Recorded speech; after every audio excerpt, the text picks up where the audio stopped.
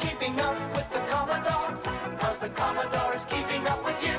The Commodore 64, now in a home family pack. A family pack containing the world's #1 selling home computer. As arcade-style racing games go, Power Drift was faster than a cat with a rocket up its bottom. I remember the arcade game in the late 80s and thinking it looked like Outrun on a roller coaster, but don't think I ever played it. But when I saw it on the trusty Commodore 64 in the market stall not too long afterwards, I knew it was time to purchase it. It was its sheer speed that really made me go, wow! Obviously, you could not throw an array of extremely colourful sprite blocks at the screen at a velocity only seen by jet pilots on the Commodore 64, but you can try to emulate the gameplay, if not the graphical qualities.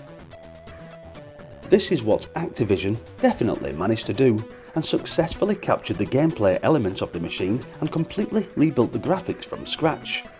For those who have been living in a baked bean tin, Power Drift is another of those car racing games that proved popular year after year. This time you get to control a buggy, much like the ones you see in naff American 80s beach comedies, and must race around a track with 12 other drivers.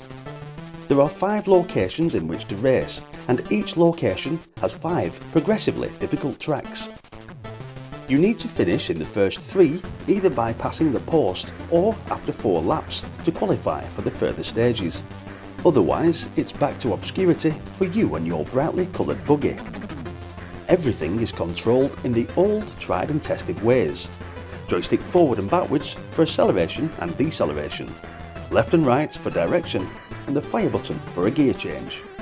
And in many ways it's just an improvement of what has been before. It is a vast improvement though, in my opinion, on the 1988 #1 game, Outrun, and one that is, for a Commodore 64 racer, a pleasant surprise. It's not an easy game, but with a bit of persistence should prove extremely rewarding. The driver pick to play with makes little or no difference on the game, but is a nice glossy touch all the same. And unlike the arcade machine, which can become very confusing at times, it has clear, easy to look at road graphics, which leave you to concentrate on the driving and not whether an object is a tree or not. The sprites are great and move at a fair rate, although to compare them with the original would be like comparing the Hunchback of Notre Dame to Arnold Schwarzenegger in a physical prowess competition.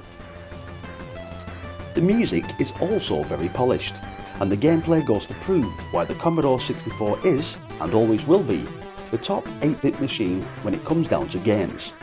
Power Drift is a very good conversion. Like any good racing game, the urge to weave between the opposition and hit the front spot is high, but actually doing it is something completely different, particularly bearing in mind the tight corners and bumps that make Power Drift such an energetic game. Scraping in at third is usually satisfying enough so that the next circuit can be tackled, and with around 25 tracks in total, it'll be a long time before you've tried them all. It'll be longer still before you complete them all in one game and claim the Power Drift trophy. So don't waste any time, and be sure to definitely play this game. Thanks for watching, guys. Please hit the like button and let me know if you were a fan of Power Drift in the comments. If you're enjoying the nostalgia, then also consider subscribing to the channel and continue with me on this journey revisiting classic Commodore games. There's plenty more out there on the channel playlist and another one coming up right now. Hopefully, I'll see you all there. Thanks again, and until then, bye for now.